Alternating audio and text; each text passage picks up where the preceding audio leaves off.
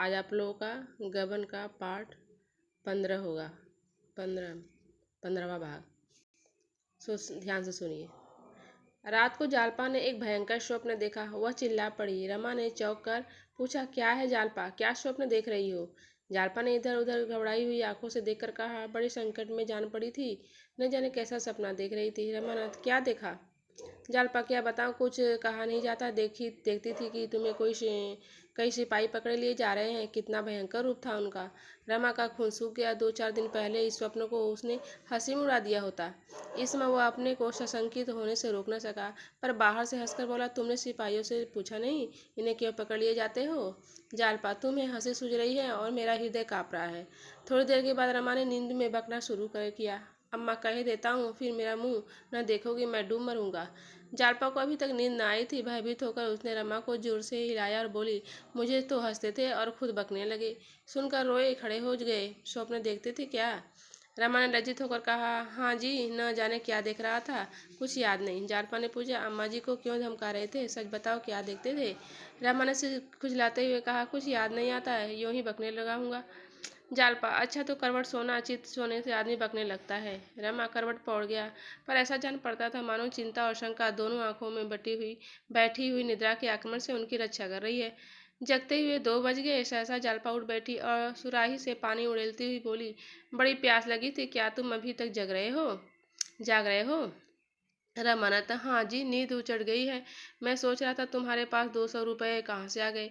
मुझे इसका आश्चर्य है। जालपा, ये रुपए मैं मायके से लाई थी, कुछ विदाई में मिले थे, कुछ पहले से रखे थे। रमानाथ, तब तो तुम रुपए जमा करने में बड़ी कुशल हो। यहाँ क्यों नहीं कुछ जमा किया? जालपा ने मुस्कुराकर कहा, तुम्हें पाकर अब रुपए की परवाह नहीं रही। रमानाथ, अपने भाग्य को कोसती होगी।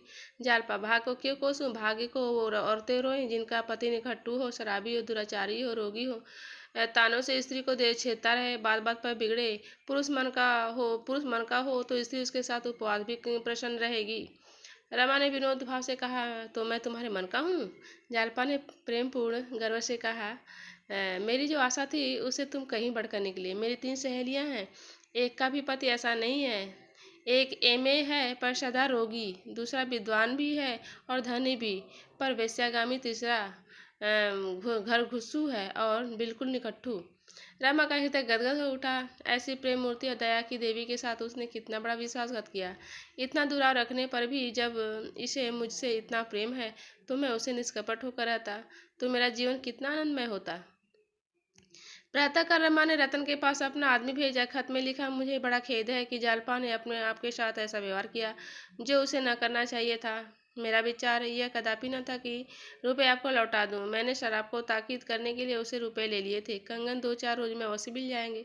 आप रुपए भेज दें। उस थैली में से 200 रुपये मेरे भी थे, वह भी भेजिएगा। अपने सम्मान की रक्षा करते हुए जितनी विनम्रता उससे हो सकती थी उससे उसमें कोई कसर नहीं रखी। जब तक आदमी लौटकर न आया वह बड़ी व्यग्रता से उसकी राह देखता रहा।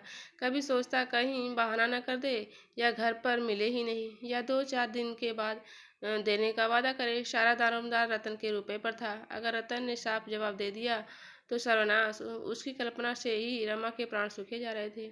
आखिर 9 बजे आदमी लौटा। रतन ने 200 रुपये तो दिए थे मगर खत का कोई जवाब न दिया था।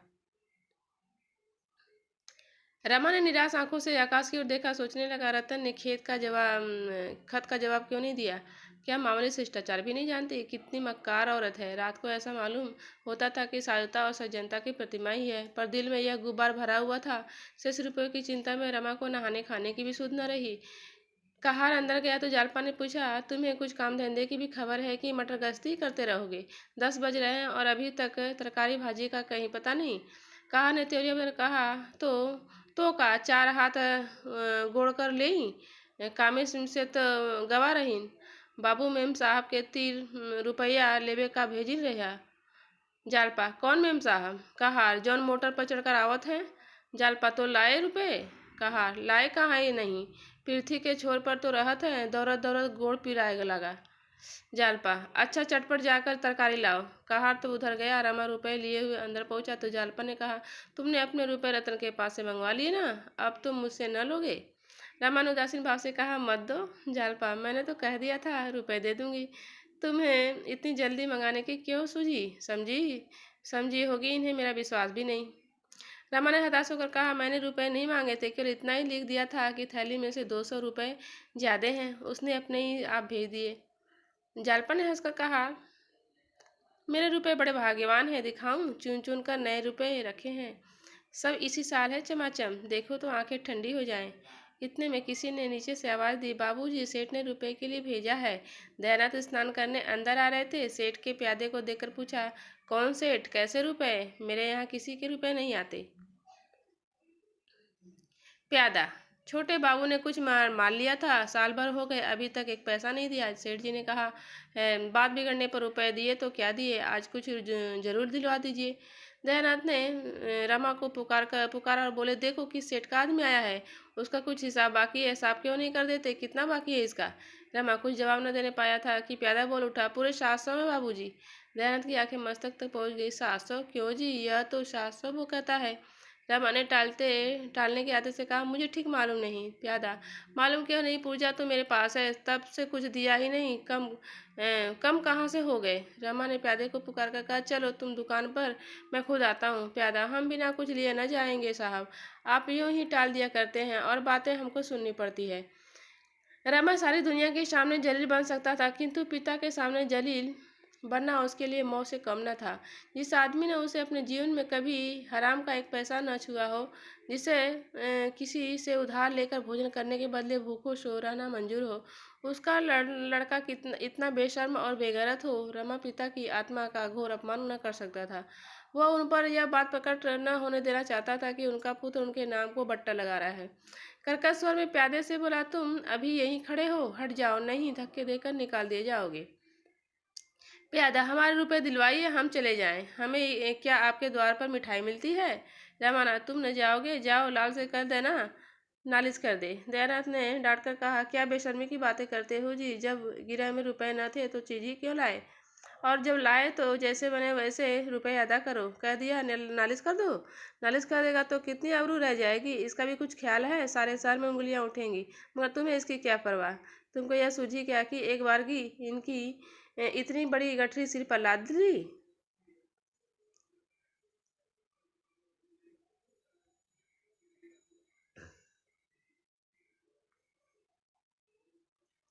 कोई शादी ब्याह का अवसर होता तो एक बात भी थी, और वह औरत कैसी है जो पति को ऐसी बेहूदगी करते देखती है और मना नहीं करती? आखिर तुमने क्या सोचकर यह कर्ज लिया? तुम्हारी ऐसी कुछ बड़ी आमदनी तो है नहीं। रमा को पिता की यह डांट बहुत ही बुरी लग रही थी। उसके विचार में पिता को इस विषय में कुछ बोलने का अधिकार ही न था। निसंकोच होकर बोला, आप नाहक इतना बिगड़ रहे हैं, आपसे रुपए मांगने जाऊँ तो कहिएगा, मैं अपने वेतन से थोड़ा थोड़ा करके सब चुका दूंगा। अपने मन में उसने कहा, यह तो सब आपके ही करने का फल है, आप ही के पाप का प्रायश्चित कर रहा हूँ। प्यादे ने पिता और पुत्र में वाद विवाद होते देखा तो चुपके से अपनी राह ली। मुंशी जी भुनभुनाते हुए स्नान करने चले गए। रमा ऊपर गया तो उसके मुंह पर लज्जा और ग्लानि की फटकार बरस रही थी। जिस अपमान से बचने के लिए वह डाल डाल पात पात भागता फिरता था, अब वह हो ही गया। इस अपमान के सामने सरकारी रुपयों की फिक्र भी गायब हो गई। कर्ज लेने वाले बला के हिम्मती होते हैं। साधारण बुद्धि का मनुष्य ऐसी परिस्थितियों में पड़कर घबरा उठता है, पर बैठकबाजों के माथे पर बल तक नहीं पड़ता। रमा अभी इस कला में दच नहीं हुआ था। इस समय यदि यमदूत उसके प्राण हरने आता तो वह आंखों से दौड़कर उसका स्वागत करता। कैसे क्या होगा, यह शब्द उसके एक एक रोम से निकल रहा था। कैसे क्या होगा, इससे अधिक वह इस समस्या की ओर व्याख्यान न कर सकता था। यही प्रश्न एक सर्वव्यापी पिशाच की भांति उसे घूरता दिखाई देता था। कैसे क्या होगा, यही शब्द अगणित बगलों की भांति चारों ओर उठते नजर आते थे। वह इस पर विचार न कर सकता था, केवल उसकी ओर से आंखें बंद कर सकता था। उसका चित्त इतना खिन्न हुआ कि आंखें सजल हो गई।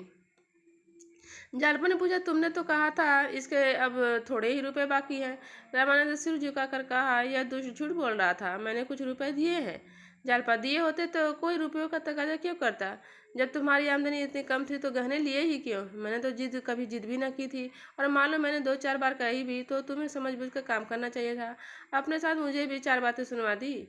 आदमी सारी दुनिया से पर्दा रखता है, लेकिन अपनी स्त्री से पर्दा नहीं रखता। तुम मुझसे भी पर्दा रखते हो। अगर मैं जानती तुम्हारी इतनी आमदनी थोड़ी है तो मुझे क्या ऐसा शौक चढ़ाया था कि मोहल्ले भर की स्त्रियों को तांगे पर बैठा बैठा कर सर कराने ले जाती। अधिक से अधिक यही तो होता कि कभी कभी चित्त दुखी हो जाता, पर तकाजे तो न सहने पड़ते। कहीं नालिश कर दे तो 700 1000 हो जाए, 700 के 1000 हो जाए। मैं क्या जानती थी कि तुम मुझसे यह छल कर रहे हो। कोई वैसा तो नहीं थी कि तुम्हें नोच खसोट कर अपना घर भरना मेरा काम होता। मैं तो भले बुरे दोनों की साथी हूँ। भले में तुम चाहे मेरी बात मत पूछो, बुरे में तो मैं तुम्हारे गले पड़ूंगी ही। रमा के मुख से एक शब्द न निकला। दफ्तर का समय आ गया था। भोजन करने का अवकाश न था। रमा ने कपड़े पहने और दफ्तर चला। रामेश्वरी ने कहा, क्या बिना भोजन किए ही चले जाओगे? रमा ने इसका कोई जवाब न दिया और घर से निकलना चाहिए जाता था कि जालपा झपट कर नीचे आई और पुकार कर बोली, मेरे पास जो 200 रुपये हैं उन्हें क्यों नहीं शराब को दे देते?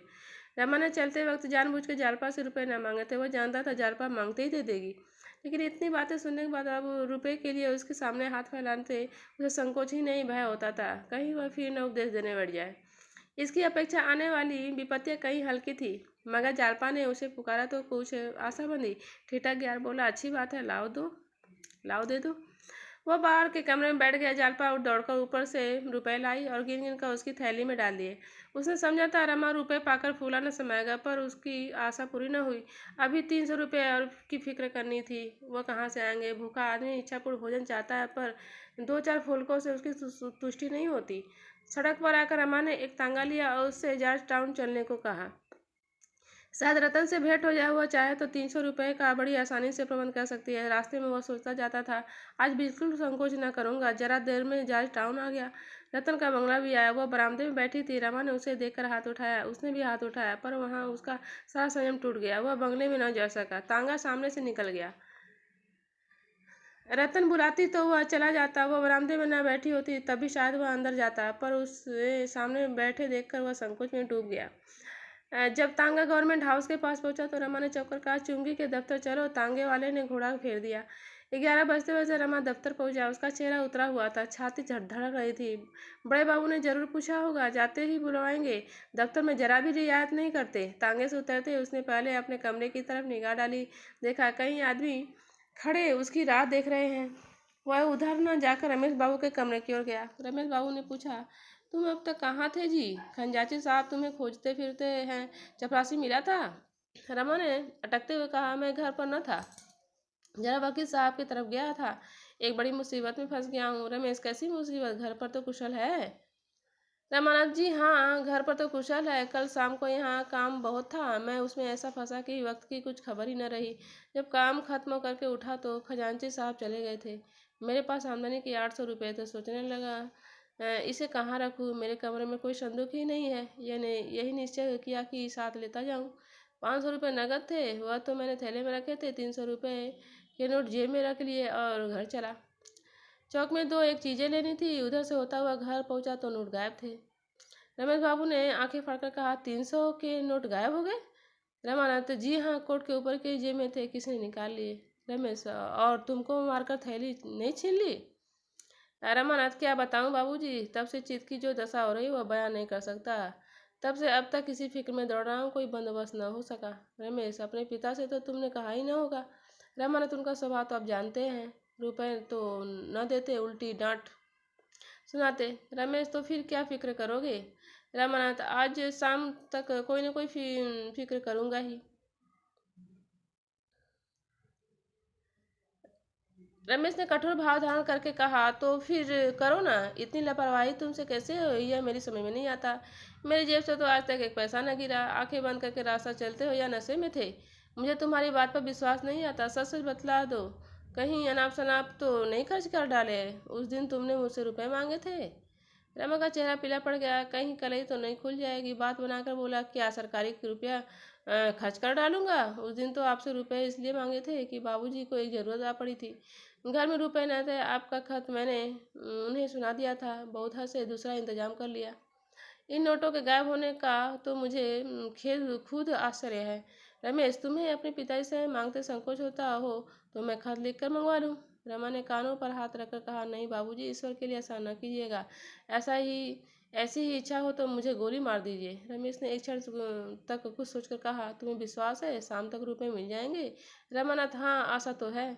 रमेश, तो इस थैली के रुपए जमा कर दो, मगर देखो भाई, मैं साफ साफ कह देता हूँ, अगर कल 10 बजे रुपए न लाए तो मेरा दोस्त नहीं। कायदा तो यही कहता है कि मैं इसी वक्त तुम्हें पुलिस के हवाले करूँ, मगर तुम अभी लड़के हो इसलिए क्षमा करता हूँ, वरना तुम्हें मालूम है सरकारी काम में किसी प्रकार की मुरवत नहीं करता। अगर तुम्हारी जगह मेरा छोटा बेटा या भाई होता तो मैं उसके साथ भी यही सलूक करता, बल्कि शायद इससे भी सख्त। तुम्हारे साथ तो फिर भी बड़ी नरमी कर रहा हूँ, मेरे पास रुपए होते तो तुम्हें दे देता, लेकिन मेरी हालत तुम तो जानते ही हो। हाँ, किसी का कर्ज नहीं रखता, न किसी को कर्ज देता हूँ न किसी से लेता हूँ। कल रुपए न आए तो बुरा होगा। मेरी दोस्ती भी तुम्हें पुलिस के पंजे से न बचा सकेगी। मेरी दोस्ती ने आज अपना हक अदा कर दिया, वरना इस वक्त तुम्हारे हाथों में हथकड़ियाँ होती। सो आप लोग का ये पार्ट 15 हुआ। आज के लिए इतना ही। Thank you.